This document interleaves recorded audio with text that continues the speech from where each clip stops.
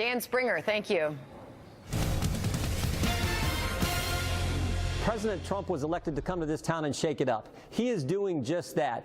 Where President Trump went, there were good results. So, look, we got to match his intensity. That's what I want to do. And if I'm given the opportunity to lead our conference, I'll do that. If it's in a different role, if it's ranking member on one of these committees, I'll do that as well. Jim Jordan from Ohio, you know, he wants to be the future for the party. 2 days after the midterms, House Republicans looking for leadership. Both Kevin McCarthy out of California and Jim Jordan now in the running to become the next minority leader. Ronna McDaniel, Republican National Committee Chair. How you doing, Ronna? Good morning to you, and thank you for coming back here with us today. Well, thanks for having me. It's always good to be with you, Bill. You bet. We have a lot to talk about, okay? Next couple of minutes, here we go. I'll try and get as many as I can. First, on the leadership, what is the best for the Republican Party in the House, do you believe, right now?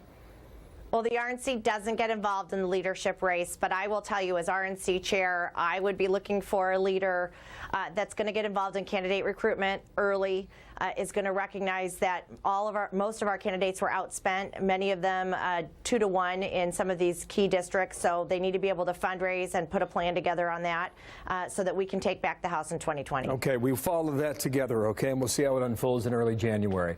Impressive finish in the Senate. What do you think was the difference in places like Missouri and Indiana and likely Florida?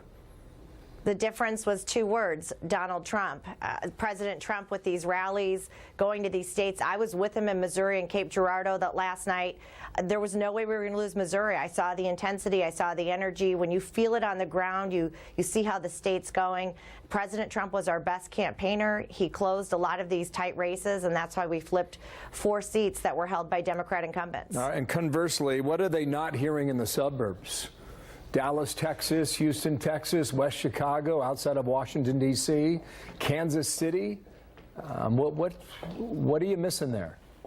We've got to work on those suburbs. We've got to talk to them more about the economic results, what it means to have 4 million new jobs.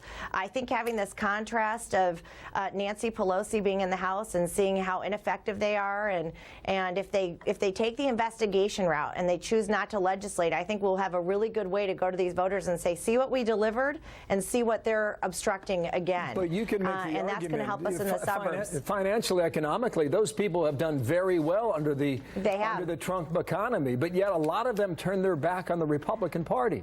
How come? Yeah, voters don't always vote because things are going well. That doesn't entice them. They don't say, oh, things are great, I'm going to go vote based on keeping those great things. They have to have that contrast. So when they see that those things may go away and that Democrats aren't pushing for things that are going to help jobs come back to this country and wages go up and they're trying to obstruct the Trump agenda, I think that will help make a better contrast. There's other great things the president's talking about: prison reform, talking about paid leave. Those are going to be things that those voters are going to be looking at as those policies go forward. Obviously, the president. You know, the suburbs of Chicago that have been so red for so long, and even further out west of Chicago, what do you think those traditionally Republican conservative voters are trying to tell the party?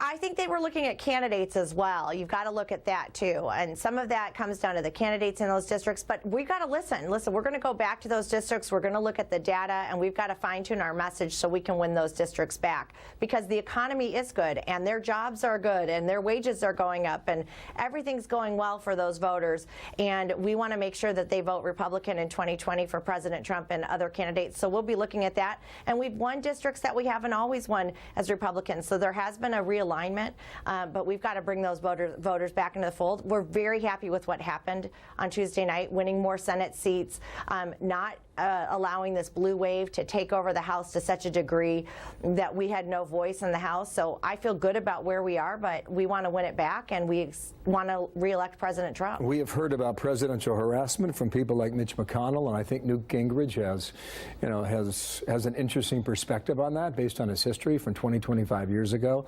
But Jerry Nadler, Democrat from New York, is talking about possibly going after Brett Kavanaugh for impeachment. He's also talking about possibly going all in, was the quote that's been used in some of these articles regarding Russia. What is your sense about the direction for that in the House when Democrats lead these committees? Well, I heard Newt this morning, and I agree with him. If the Democrats take this investigation route and all they want to do is obstruct government from working, I think that's a bad formula for them for 2020. I don't think voters want to see that. You've already seen the president say, I will work with Nancy Pelosi. There are things we can work on together, like infrastructure. We want to keep this economy booming and going forward. There are a lot of things that we can come together on. Democrats are going to have to make a choice. Are you going to work with this president, or are you going to spend the next 2 years trying to thwart him with subpoenas and investigations? Investigate or legislate? That's their choice. I think the voters will want them to legislate. That's the best thing for the American people. Ronna McDaniel, thank you so much. Appreciate you coming back again today. And please, thanks for having me. Come on back soon. Thank you. Ronna McDaniel in Michigan. Thanks. Thanks.